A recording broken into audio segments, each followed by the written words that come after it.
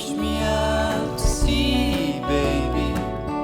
It's the best thing for us both. I'll be happy out there, baby. Fish below and stars above. I find irony in the fact that a person would choose the slowest form of transportation known to man and then set out to race one another. And yet it is true that some of man's greatest achievements are made while pursuing his deepest folly. There's a time for going fast and a time to contemplate. Life becomes problematic for we humans when time for contemplation is neglected for the sake of getting somewhere in a hurry. Several years ago, I stirred myself from the couch where I'd been lying there for too long, licking my wounds from some of life's ups and downs. I had decided to explore more deeply what I loved doing most. After all, what was there to lose? I spied in the corner of my garage, under several layers of accumulated clutter, glimpses of moonlight, my 12-foot Philp-designed clinker dinghy, waiting patiently for this moment of rediscovery. Moonlight was dusted off, filled with some basic camping gear, and together with my amazing wife, we towed her up to Bullock Point at the southern end of Fraser Island, where Moonlight was launched into the Great Sandy Strait. For several days, with the stiff southeast trade winds on the stern quarter, Moonlight proved herself to be a very seaworthy little craft as we explored the west coast of Fraser Island. This time on Fraser led to a number of trips up the Great Sandy Strait, where I regularly encountered dingoes and spent plenty of time simply contemplating the ice-sweet lines of Moonlight. And so it was for a time that I enjoyed that very, very rare and special gift of time slowed down that wooden boat owners know so well.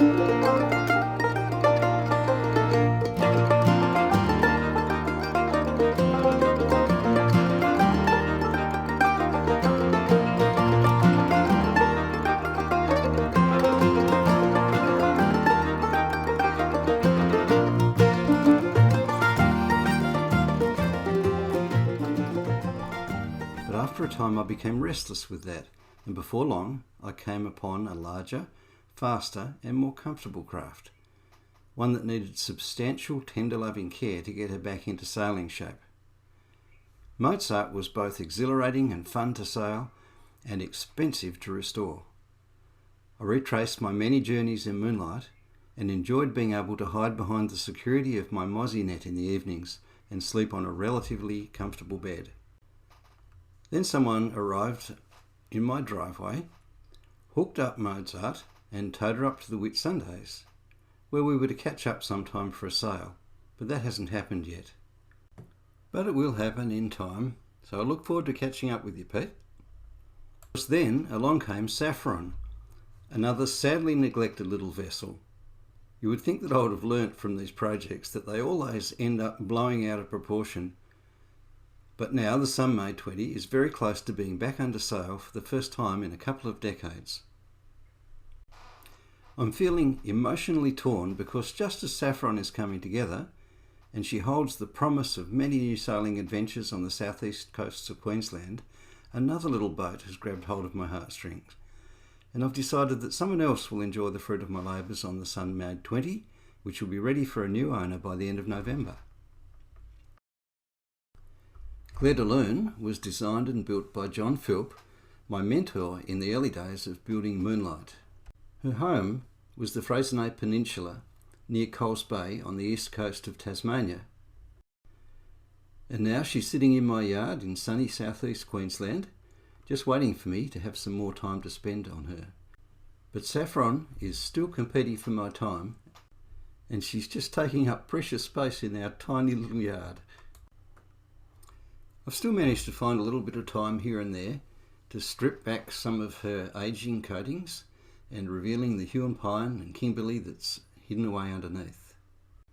Some of her portholes had been removed, so I set about removing the remainder of them and sanding her right back. After 50 years, that smell of Kimberley pine was still there, and it took me right back to the day that my dad took me into his workshop, picked up a handful of sawdust from under the bandsaw and said, "Chris, that's Kimberley pine, and then try this one, that's Huon."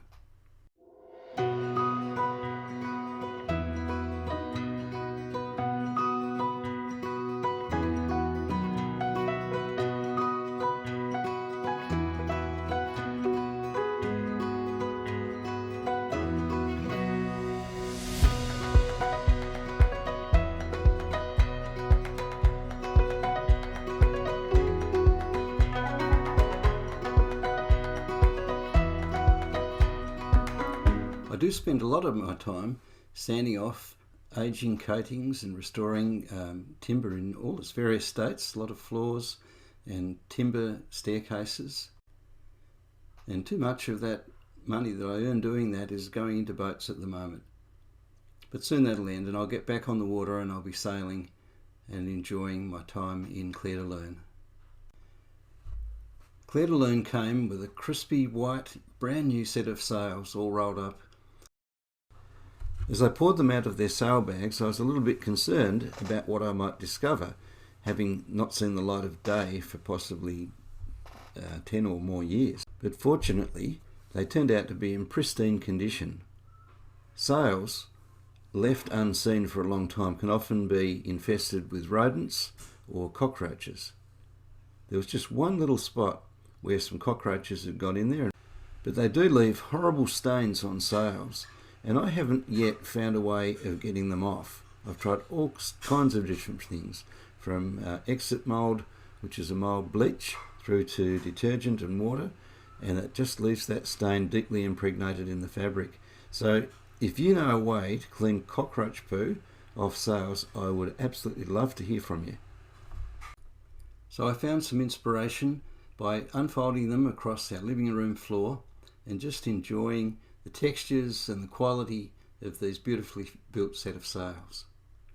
She has some old growth Oregon battens, and I'm going to have to find some timber to match that to replace a couple of those. Meanwhile, as I continue to put Saffron and Clair de Lune back together, Moonlight is gradually emerging. And every now and again, I get a little bit tempted just to stick her on the back of the ute, take her down to the river and take her out for a sail. When I first took delivery of Clair de Lune, she was stripped out inside, so all the fit out had been removed. And it came out like a bit of a jigsaw puzzle, so it's going to be very interesting working out where all these bits and pieces go when I start to put it back together. But initially I'm just going to start work on cleaning some of this stuff up and putting a really durable 2-pack polyurethane finish on it for the interior.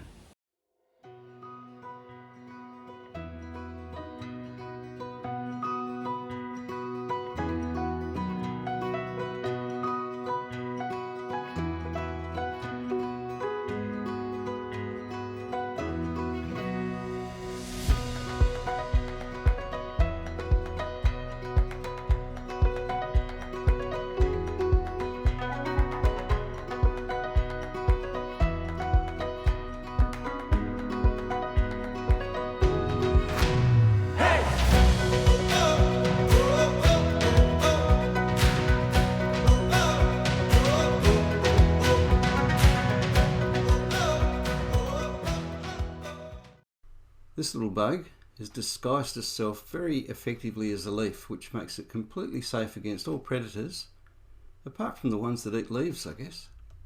I'd love to hear from you in the comments.